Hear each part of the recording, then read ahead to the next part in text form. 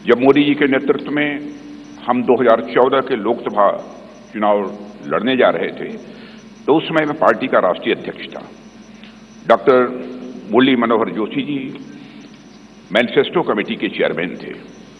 मोदी जी के आग्रह को ध्यान में रखते हुए पार्टी का जो संकल्प पत्र तैयार किया गया था, उसमें इस बात का विशेष ध्यान रखा गया था कि जो भी संकल्प हम देश के सामने रखें, उसे हम निश्चित रूप से पूरा करें।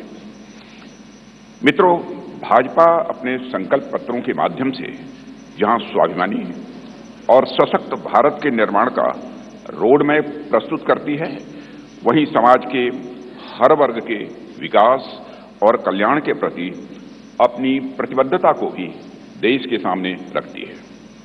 5 साल पहले 2019 में संकल्पित भारत, सशक्त भारत के उद्घोष के साथ जो घोषणा पत्र हम लेकर आए थे, उसमें हमने आजादी के 75 वर्ष पूरे होने पर भारत की एक संकल्पना रखने के साथ साथ 2047 के भारत की भी रूपरेखा देश के सामने रखी थी।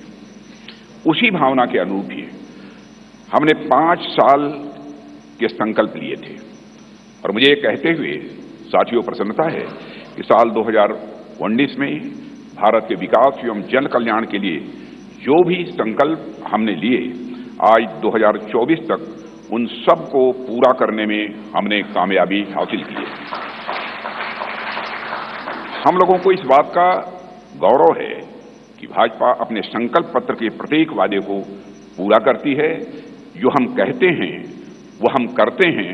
हमारे वर्ड्स, हमारे डीड्स, हमारे कृति और हमारे कथन में कभी कोई अंतर नहीं रहा है। यह बात आज केवल भाजपा के लोग ही नहीं, बल्कि देश के नागरिक भी मानने लगे हैं। यही विश्वसनीयता हमारी सबसे बड़ी ताकत है। हमने जम्मू और कश्मीर से धारा 370 समाप्त करने की बात कही थी। आज धारा 370 समाप्त हो चुकी है। हमने महिलाओं के लिए विधायी संस्थाओं में 33% आरक्षण की बात की थी। प्रधानमंत्री मोदी जी की प्रेरणा से नए संसद भवन का उद्घाटन होते ही पहला कानून नारी शक्ति बंधन अधिनियम के रूप में देश के सामने आया है।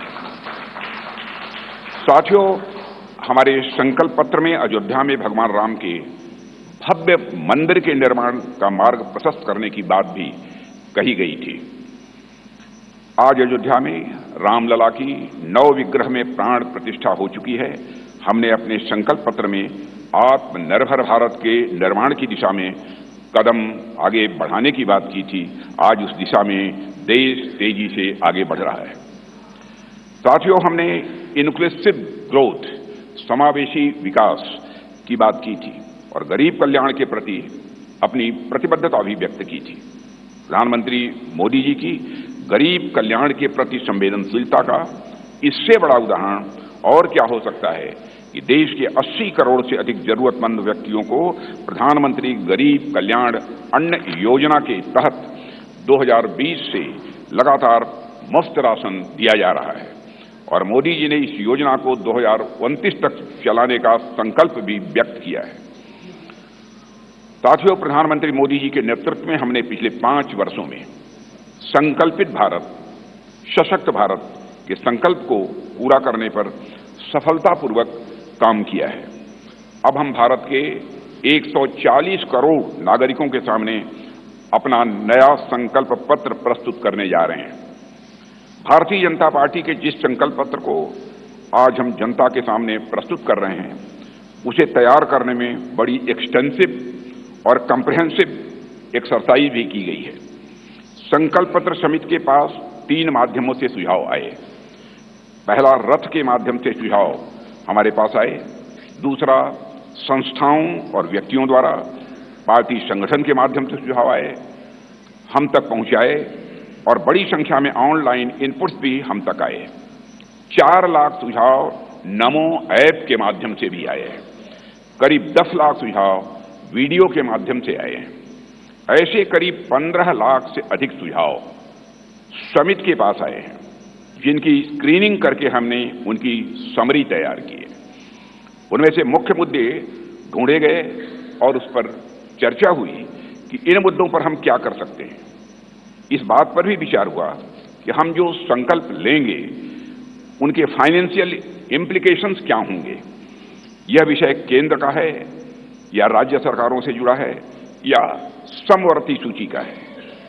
इस विषय से जुड़ी कोई स्कीम चल रही है या नहीं और इसका हमारे मित्र देशों पर कोई असर तो नहीं पड़ेगा, यह भी सावधानी बरती गई है। सभी बातों पर बहुत ही गंभीरतापूर्वक विचार हुआ है।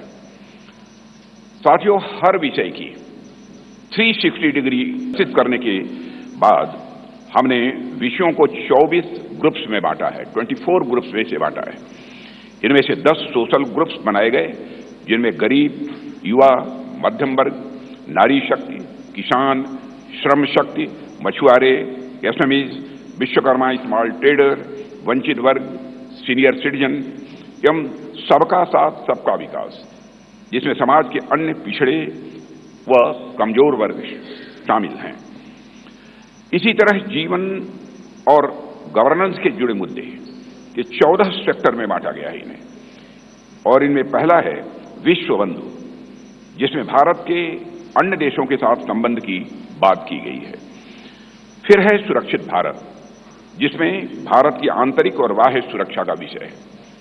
तीसरा है समृद्ध भारत, चौथा है ग्लोबल मैन्युफैक्चरिंग हब, पांचवां वर्ल्ड क्लास इंफ्रास्ट्रक्चर, छठा ईज ऑफ लिविंग, सातवां विरासत का विकास, आठवां है गुड गवर्नेंस यानी सुशासन, नवां है स्वस्थ भारत, 10वां गुणवत्तापूर्ण शिक्षा, 11वां है खेल का विकास, 12वां है सभी क्षेत्रों का संतुलित विकास करना, 13वां है इनोवेशन एंड टेक्नोलॉजी और 14वां है सस्टेनेबल इंडिया, जहां पर्यावरण से जुड़ी हुई बातें हैं। हमारे संकल्प पत्र का हर संकल्प मोदी की गारंटी से युक्त है। मित्रों, आज भारतीय राजनीति में मोदी की गारंटी 24 कैरेट सोने जितनी खरी मानी जाती है। इसलिए मुझे कहने में रंच मात्र भी संकोच नहीं है कि हमारा संकल्प पत्र भारत ही नहीं, दुनिया के राजनीतिक दलों के मैनिफेस्टो के लिए एक गोल्ड स्टैंडर्ड है। और मुझे पूरा विश्वास है जिन संकल्पों को हम यहां रख रहे हैं वह 2047 तक एक विकसित भारत के निर्माण के प्रधानमंत्री मोदी जी के संकल्प को जहां यह आकार भी देगा वहीं यह विस्तार भी देगा और उसे साकार करने में भी यह मददगार साबित होगा। साथियों, मैं यह भी आपको की जानकारी में लाना चाहूंगा कि इस संकल्प पत्र को तैयार करने में अपनी प्रतिदिन की अत्यधिक व्यस्तताओं के बावजूद हम सबके साथ देर रात तक बैठकर माननीय प्रधानमंत्री जी ने हम सभी का मार्गदर्शन किया है। उनके पास बैठने के बाद और उनके विचारों सुनने के बाद मैं स्वयं इस नतीजे पर पहुंचा, कैसा होगा हमारा विकसित भारत, जहां इस संबंध में उनके अंदर पूरी स्पष्टता है, वहीं पर आत्मविश्वास है कि यह हासिल होकर रहेगा। साथियों, इस इलेक्शन कमेटी की कन्वीनर श्रीमती निर्मला सीतारमण जी और जितने भी हमारे इलेक्शन कमेटी के सदस्य हैं, इलेक्शन मैनिफेस्टो कमेटी के, उन सभी के योगदान की मैं सराहना करता हूं। और अंत में मैं यह भी कहना चाहूंगा, साथ ही दिन रात सारे सुझावों को संकलित करना, अध्ययन करना और उसे संकल्प पत्र के रूप में तैयार करने में जो भूमिका हमारे रेल मंत्री श्री अश्विनी कुमार वैष्णव ने निभाई है, उसकी भी मैं विशेष रूप से मैं सराहना करना चाहता हूं। इन्हीं शब्दों के साथ अपना निवेदन समाप्त करता हूं।